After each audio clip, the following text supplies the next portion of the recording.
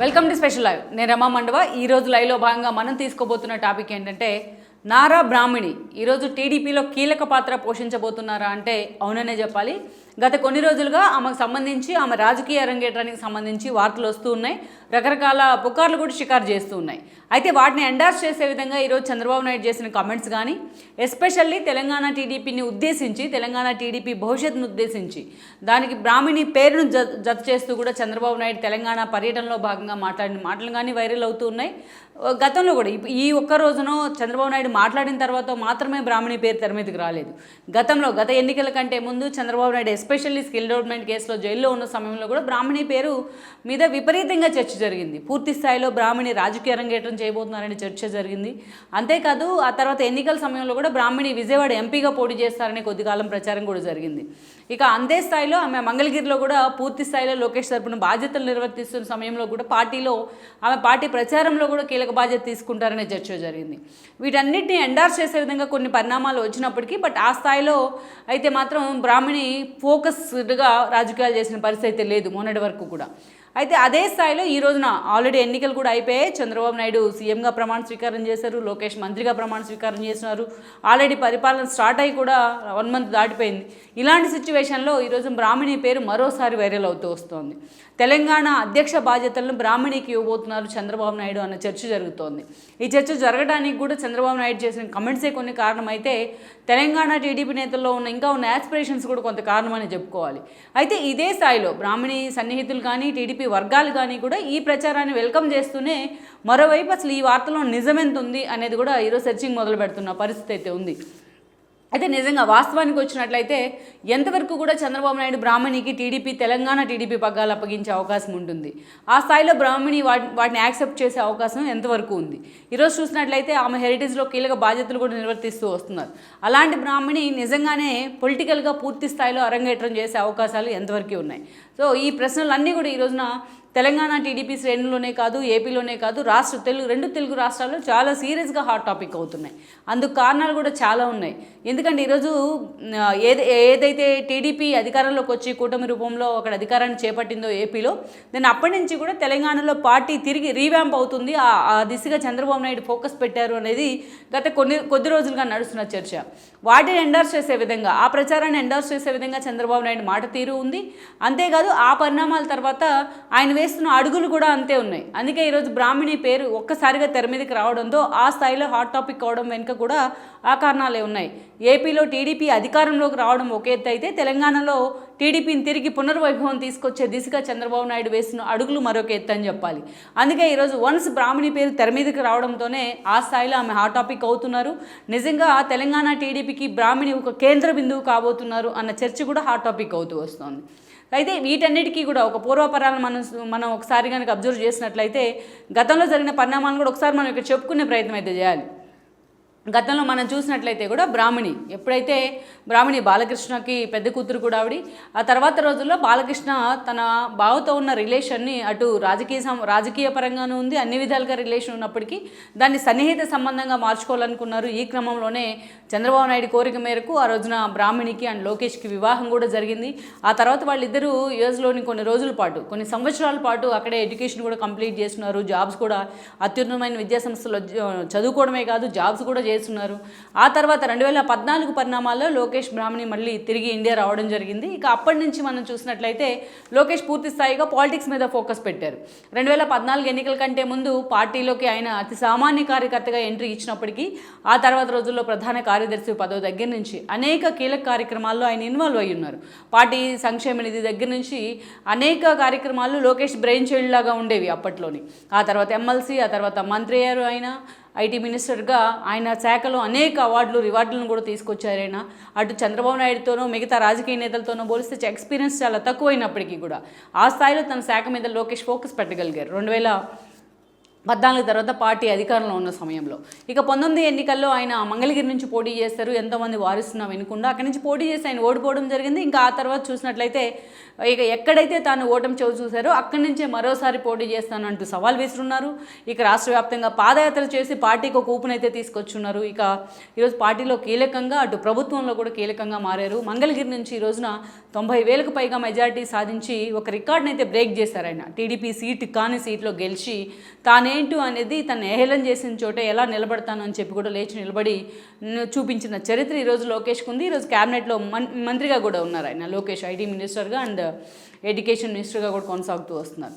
అయితే ఇక ఆయన భార్య హోదాలో ఆయన ఎప్పుడైతే పొలిటికల్గా పూర్తి స్థాయిలో అరంగేట్రం చేశారో అప్పటి నుంచి కూడా మంత్రిగా ఉన్నారు కాబట్టి లోకేష్ అధికారికంగా ఆయన పక్కనే ఆయన అధికారిక కార్యక్రమాల్లో అక్కడక్కడ కూడా ఆయన సతీమణి హోదాలో బ్రాహ్మణి పాల్గొన్నారు తప్ప ఎక్కడా కూడా ఆ స్థాయిలో పాలిటిక్స్ మీద బ్రాహ్మణి ఫోకస్ పెట్టిన సందర్భం అయితే లేదు. ఇక హెరిటేజ్ విషయానికి వచ్చినట్లయితే తన అత్తయ్య భువనేశ్వర్ నిర్వహిస్తున్న ఆ బాధ్యతలు ఆమె కూడా అప్పటి నుంచి షేర్ చేసుకుంటూ వచ్చారు. ఇద్దరు కలిసి హెరిటేజ్ని పూర్తి స్థాయిలో సక్సెస్ పాట పట్టించడంలో చాలా కీలక పాత్ర ఉంది వాళ్ళిద్దరిది. బ్రాహ్మణి కూడా అంతే కీ రోల్ ప్లే చేస్తూ వచ్చారు హెరిటేజ్ అభివృద్ధిలో. ఇక ఎప్పుడైనా సరే ఎన్టీఆర్ ట్రస్ట్ నుంచి సేవా కార్యక్రమాలు మిగతా ఇష్యూస్లోనూ బ్రాహ్మణి పాల్గొంటూ వచ్చారు. కానీ బట్ పొలిటికల్గా మాత్రం బ్రాహ్మణి అంత సీరియస్ ఇన్వాల్వ్మెంట్ ఉన్న పరిస్థితిని అయితే మనం చూడలేదు. కానీ లోకేష్ మంగళగిరి నుంచి పోటీ చేసిన సమయంలో 2019 ఎన్నికల సమయంలో బ్రాహ్మణి ఆయన తరపున ప్రచారం కూడా చేస్తున్నారు. ఇక ఆ తర్వాత మనం చూసినట్లయితే ఇక ఆ ఎన్నికల్లో లోకేష్ కూడా ఓడిపోయారు. ఇక ఆ తర్వాత 2014 లాంటి 2019 తర్వాత వచ్చిన పరిణామాల్లో ప్రతి విషయంలో లోకేష్కి ఆమె సపోర్ట్గానే నిలబడుతూ వచ్చారు. అనేక సందర్భాల్లో ఆమె సోషల్ మీడియా వేదిక ఎంతో ఇన్ఫ్లుయెన్సర్గా కూడా ఉన్నారు. అంతేకాదు ద బ్యూటీ విత్ బ్రెయిన్ అనే ఒక ఏదైతే ఉందో ఆమెకి సరిగ్గా పర్ఫెక్ట్గా యాప్ట్ అవుతుందని కూడా చాలామంది చెప్తూ ఉంటారు. ఆ స్థాయిలో హెరిటేజ్ మీద ఫోకస్ పెడతాం కానీ అనేక విషయాల్లో సమర్థవంతంగా ఫోకస్డ్గా తన వాయిస్ వినిపించడంలో కానీ బ్రాహ్మణి ముందే ఉంటూ వచ్చారు. అటు సోషల్ మీడియా వేదికగా సైతం ఏదైతే జగన్మోహన్ రెడ్డి ప్రభుత్వ తీరును విమర్శిస్తూ కూడా ఆమె చేసిన కామెంట్స్ మనం చూసాం చాలాసార్లు. ఇక పర్టికులర్లీ బ్రాహ్మణి కీలక పాత్ర అంటే అందరికీ గుర్తొచ్చే అంశం ఏంటంటే చంద్రబాబు నాయుడు అరెస్ట్ సమయం. పార్టీ చాలా క్రూషియల్ పీరియడ్, అది ఒక యుద్ధాన్ని ఎదుర్కొంటున్న సమయం అనుకోవాలి.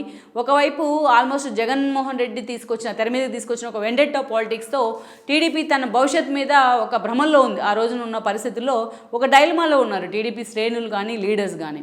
జగన్మోహన్ రెడ్డి చేసిన అరెస్టులు కానీ పెడుతున్న కేసులు కానీ ఎవరిని వదిలిపెట్టకుండా ఆయన వేటాడుతూ ఆయన ప్రవర్తించిన తీరు కానీ వీటన్నిటితో టీడీపీ ఒక కన్ఫ్యూజింగ్ స్టేట్లో ఉంది.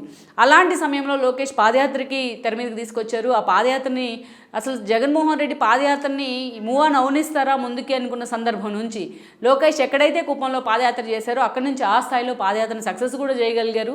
వన్స్ లోకేష్ పాదయాత్ర జనంలోకి వెళ్తోంది. చంద్రబాబు నాయుడు నియోజకవర్గాల పర్యటన గురించి మొత్తం రాష్ట్ర వ్యాప్తంగా చర్చ జరుగుతోంది. జనం వర్సెస్ జగన్ అన్న ఒక మూడ్ అయితే అప్పుడు సస్టైన్ అవుతూ వస్తుంది. అలాంటి సందర్భంలోనే టీడీపీని ఎలాగైనా భూస్థాపితం చేయాలనే ఆలోచనతో Jaganmohan Reddy Chandrababu Naidu skill development case లేని చోట కేసు క్రియేట్ చేసి మరి స్కిల్ డెవలప్మెంట్ కేసులో 52 రోజుల పాటు చంద్రబాబు నాయుడు జైల్లో పెడతాం జరిగింది. అప్పుడు చూసినట్లయితే మనం అదే సమయంలో లోకేష్ తన పాదయాత్రను కూడా ఆపేస్తున్నారు. ఆ రోజున తండ్రి అరెస్టు విషయమే తనకు ముఖ్యమంటూ కూడా ఆ లీగల్ టీంతోని కోఆర్డినేట్ చేసుకుంటూ ఆయన ఢిల్లీలో ఉండిపోయారు దాదాపు 4 రోజుల పాటు. ఇక ఇదే సమయంలో అటు భువనేశ్వరి ఇటు బ్రాహ్మణి ఇద్దరు కూడా పార్టీ కార్యకర్తలకి క్యాడర్కి అండగా నిలబడ్డారు. అటు రాజమండ్రిలోనే వాళ్ళిద్దరూ కూడా ఒక ఇల్లు తీసుకుని అక్కడే ఉంటూ వచ్చారు. దాదాపు 50 రోజుల పాటు అక్కడే ఉన్నారు వాళ్ళు. అటు పార్టీ నేతలతో కొంతమంది భువనేశ్వరి మాట్లాడుతూ వస్తుంటే ఇక చంద్రబాబు నాయుడు కోసం నిరసనల పేరుతో రోడ్డెక్కిన యువతకి ఐటీ ఎంప్లాయీస్కి అందరికీ కూడా బ్రాహ్మణి అండగా నిలబడ్డారు. అదే స్థాయిలో తన మామయ్య రిలీజ్ కోసం వాళ్ళు చేసిన పోరాటానికి ఆ మద్దతుగా నిలిచారు. అనేక కీలక కార్యక్రమాలను కూడా బ్రాహ్మణి ఇనిషియేట్ చేశారు. లోకేష్ ఒక పిలుపునిచ్చే చేతులకు సంఖ్యలు అనే కార్యక్రమాలు మొదలుకొని అనేక కార్యక్రమాల్లో బ్రాహ్మణిని వాటిని లీడ్ తీసుకునే ప్రయత్నం చేశారు. అలా ఆమె అప్పుడే బ్రాహ్మణి గురించి ఆ స్థాయిలో చర్చ జరిగింది. ఇక చంద్రబాబు నాయుడు రిలీజ్ అయ్యి బయటకు వచ్చిన తర్వాత కూడా బ్రాహ్మణి ఎన్నికల్లో పోటీ చేసిననే చర్చ జరిగింది. విజయవాడ ఎంపీగా కూడా బ్రాహ్మణి బరిలో దిగబోతుందనే చర్చ జరుగుతుంది. అంతేకాదు ఎప్పుడైతే తన మామయ్య జైల్లో ఉన్న సమయంలో అక్రమంగా జగన్మోహన్ రెడ్డి తన మామయ్యని ఎలా అరెస్ట్ చేసి జైల్లో పెట్టారనే అంశాన్ని బ్రాహ్మణి అంత ఓపెన్గా ఫోకస్గా మాట్లాడారు. అప్పుడే బ్రాహ్మణి ఆమెలో ఇంకొక యాంగిల్ కూడా ఉంది, పొలిటికల్ యాంగిల్ కూడా. ఏ మాటనైనా సూటిగా చెప్పగలరు అన్న ఆమె వాగ్దాటి కూడా అప్పుడే హైలైట్ అయింది. జనానికి తెలిసి వచ్చింది అసలు బ్రాహ్మణిలో ఎంత ఫైర్ ఉంది అనేది. ఈ క్రమంలోనే ఆ పొలిటికల్ అరంగేట్రం మీద కూడా అప్పట్లో చర్చ జరిగింది. బట్ ఆ దిశగా ఆ ఫ్యామిలీ ప్రయత్నాలు చేయలేదా, లేకపోతే నిజంగానే బ్రాహ్మణికి ఇంట్రెస్ట్ లేదా అనే అంశం పక్కన పెడితే రాజకీయంగా ఆమె పోటీ చేసేందుకు మాత్రం ఆమె అంతగా ఇంట్రెస్ట్ చూపలేదని అనుకోవాలి. బట్ మంగళగిరిలో మాత్రం ఆమె అనేక కార్యక్రమాల్లో కీ రోల్ ప్లే చేస్తూ వచ్చారు బిహైండ్ ద స్క్రీన్. అతడే ఆమె సైన్యం అని ఎప్పుడూ చెప్పుకుంటామేమో మనం చాలాసార్లు అటు నవలల్లో ఇటు రచయితలు కూడా చెప్తూ వచ్చారు. కానీ ఆమె అతడి సైన్యం అన్నట్టుగా కూడా పనిచేసే రావడి మంగళగిరిలో అనేక కీలక కార్యక్రమాల్లో లోకేష్ విజయంలో కూడా బ్రాహ్మణి కీలక పాత్ర పోషించారనుకోవాలి మంగళగిరిలో. సో అలా ఆమె ఎక్స్పోజ్ అవుతూ వచ్చారు ఎప్పటికప్పుడు. బట్ అలాంటి బ్రాహ్మణి ఎన్నికల సమయంలో మాత్రం పోటీకి అయితే దూరంగా ఉన్నారు. ఇక ఆ తర్వాత చంద్రబాబు నాయుడు గెలిచి అండ్ లోకేష్ గెలిచి ఆ టీం అంతా కూడా కూటమి పేరుతో గెలిచి ఈరోజు ప్రభుత్వాన్ని కూడా రన్ చేస్తూ ఉన్న పరిస్థితి. ఇలాంటి సిచ్యువేషన్లో చంద్రబాబు నాయుడు ఇటీవల తెలంగాణ పర్యటన చేపట్టారు. తెలంగాణ పర్యటన చేపడటమే కాదు, పూర్తి స్థాయిలో ఆయన తెలంగాణ మీద కూడా ఫోకస్ పెట్టే ప్రయత్నం చేస్తున్నారు. మళ్ళా పార్టీని తిరిగి పునర్నిర్మిద్దామంటూ కూడా ఆయన మాట్లాడిన తీరు మనం చూసాం. ఇక్కడే తెలంగాణలో సాలిడ్గా టీడీపీ క్యాడర్ ఉంది. ఇంకా ఎన్నో చోట్ల బీసీ ఓట్ బ్యాంక్గా టీడీపీ ఉంటూ వచ్చింది. సో ఆ బీసీలు ఇంకా టీడీపీతోనే చాలామంది ఉన్నారు. చంద్రబాబు నాయుడు తెలంగాణలో పోటీ చేయొద్దు అని నిర్ణయం తీసుకుంటే తెలంగాణ ఎన్నికల్లో, అసెంబ్లీ ఎన్నికల్లో ఆ ఓటర్ అంతా కూడా కాంగ్రెస్ వైపు ర్యాలీ అయిన పరిస్థితి ఉంది. ఆ ఓటర్లు అంతా కూడా ఇక కేటీఆర్ మొదలుకొని హరీష్ రావు వరకు, హరీష్ మొదలుకొని కేసీఆర్ వరకు చంద్రబాబు నాయుడు అరెస్ట్ను హేళన చేస్తే ఆ హేళన్ని అంతే స్ఫూర్తిగా తీసుకుని మొత్తం టీడీపీ అభిమానులు, చంద్రబాబు అభిమానులు అంతా కూడా ఈరోజు కాంగ్రెస్ వైపు ర్యాలీ అయ్యారు మొన్నటి ఎన్నికలు. అది మనం సర్వేస్ చూసినా కూడా అదే విషయం మనకు స్పష్టమవుతుంది. ఎలక్షన్ ఓటింగ్ జరిగిన సరళి చూసినా కూడా. సో ఆ స్థాయిలో టీడీపీ ఓట్ బ్యాంక్ మొత్తం కాంగ్రెస్ వైపు ర్యాలీ అవ్వడం వల్లే ఈరోజు రేవంత్ రెడ్డి లాంటి వాళ్ళు సీఎంగా ఉన్నారన్నది వాస్తవం. సో అందుకనే ఈరోజున తెలంగాణలో టీడీపీ ఇంకా ఎగ్జిస్టెన్స్లో ఉంది అనేది ఎవరు కాదనలేని నిజం. అందుకే చంద్రబాబు నాయుడు కూడా గతానికంటే భిన్నంగా టీడీపీ మీద ఫోకస్ పెట్టే ప్రయత్నం చేస్తూ ఉన్నారు. అందుకే ఆయన ఆ స్థాయిలో 2 రోజుల పాటు ఏదైతే తెలంగాణలో పార్టీ ఆఫీస్కి వచ్చి ఆ కేంద్ర కార్యాలయం అది అక్కడికి వచ్చి 2 రోజుల పాటు పార్టీ క్యాడర్తోని, పార్టీ నేతలతోని మమేకమయ్యారు కూడా. ఆయనకు ఒక అపూర్వ స్వాగతం అయితే లభించింది తెలంగాణకు సీఎం అయిన తర్వాత సీఎం హోదాలో. అందుకే ఈ పరిణామాలతో ఎప్పుడైతే చంద్రబాబు నాయుడు పార్టీ మీకు అండగా ఉంటుంది అంటూనే అవసరమైతే నేను కానీ, నాకు టైం లేకుంటే లోకేష్ కానీ, అది కూడా కాదనుకుంటే బ్రాహ్మణి భువనేశ్వర్ లాంటి వాళ్ళు మీకు అండగా ఉంటారు, అవసరమైనప్పుడు మీతో మాట్లాడతారు అని కూడా చంద్రబాబు నాయుడు చెప్పిన తీరుతో మరొక్కసారి బ్రాహ్మణి ఈరోజు హాట్ టాపిక్ అవుతూ వస్తున్నారు రాజకీయాల్లో. అందుకనే ఈరోజు తెలంగాణ టీడీపీకి అధ్యక్షులు కూడా ఎవరు లేరు. అందుకే తెలంగాణ టీడీపీ అధ్యక్షురాలిగా బ్రాహ్మణిని నియమిస్తారనే చర్చ కూడా జరుగుతోంది. ఎందుకంటే ఇవాళ అటు రేవంత్ రెడ్డిని చూసినా రాజకీయాల్లో చాలా చిన్నవాడే, యంగర్ జనరేషన్లో ఉన్నట్టు. ఈ జనరేషన్లోనే ఆయనకు ఆ క్రేజ్ వల్లే ఈరోజు ఆ స్థాయిలో సీఎం కాగలిగారు. అంతమంది అతిరేత మహారాజులు కాంగ్రెస్లో ఉన్నప్పటికీ కూడా రేవంత్ రెడ్డినే ఈరోజు అధిష్టానం ఫోకస్ పెట్టింది అంటేనే అర్థం చేసుకోవచ్చు మనం. అందుకే ఈరోజు ఈ జనరేషన్ని టార్గెట్ చేస్తూ ఒక అగ్రెసివ్ పొలిటీషియన్ కావాలంటే అది బ్రాహ్మణి అయితేనే కరెక్ట్ అని కూడా టీడీపీ శ్రేణులు భావిస్తున్నాయి. టీడీపీ నేతలు కూడా దీని గురించి చర్చ జరుగుతున్నారు. అటు నారా, ఇటు నందమూరి ఫ్యామిలీలో బ్యాక్గ్రౌండ్తో బ్రాహ్మణి ఉన్నారు. అందుకే ఈరోజు బ్రాహ్మణి అయినట్టే ఆమెకి ఒక సాలిడ్ ఇన్స్పిరేషన్గా ఉంటుంది పార్టీకి అనే చర్చ కూడా జరుగుతోంది. అందుకే ఈరోజు బ్రాహ్మణిని జాతీయ ఏదైతే పార్టీ అధ్యక్షురాలుగా, తెలంగాణ పార్టీ అధ్యక్షురాలుగా చేసినట్లయితే అది ఒక ఇన్స్పిరేషన్గా ఉంటుంది. టీడీపీకి తిరిగి పునర్వైభవం వచ్చే అవకాశం కూడా ఉంటుంది అన్న చర్చ అయితే మాత్రం హాట్ టాపిక్ అవుతోంది. మరి ఈ దిశగా చంద్రబాబు నాయుడు నిజంగా ఫోకస్ పెడతారా? నిజంగా బ్రాహ్మణి లాంటి వాళ్ళు ఎంతవరకు కూడా పూర్తి స్థాయిలో ఆమె రాజకీయ అరంగేట్రం చేయడానికి అంగీకరిస్తారు? అసలు ఈ విషయంలో లోకేష్ ఆలోచన ఎలా ఉంది అనేది కూడా ఈ కొద్ది రోజుల్లో స్పష్టత అయితే రాబోతోంది.